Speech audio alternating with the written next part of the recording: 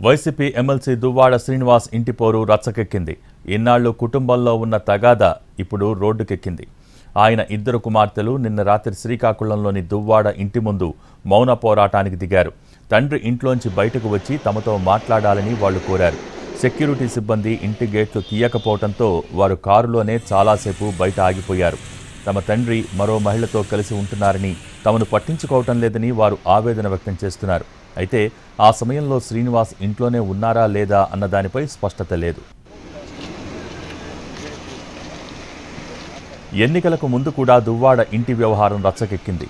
Tekkali assembly సీటును దువ్వాడకు ఇస్తున్నట్టు YCP అధినేత జగన్ ప్రకటించారు. ఆ తర్వాత దువ్వాడ భార్య వాణి కొంతమందితో కలిసి జగన్ను కలిశారు. దీంతో ఆమెను టెక్కలి ఇన్ఛార్జిగా ప్రకటించారు.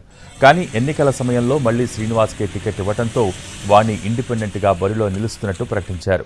దీంతో వైసీపీ పెద్దలు ఇద్దరి మధ్య రాజీ చేశారు. అయితే ఎన్నికల్లో దువ్వాడ ఓడిపోయారు. ఇటీవల శ్రీనివాస్ కొత్త ఇంటిని నిర్మించుకున్నారు. ఇప్పుడు ఆ ఇంటి ముందే కుమార్తెలు ఆందోళనకు దిగారు.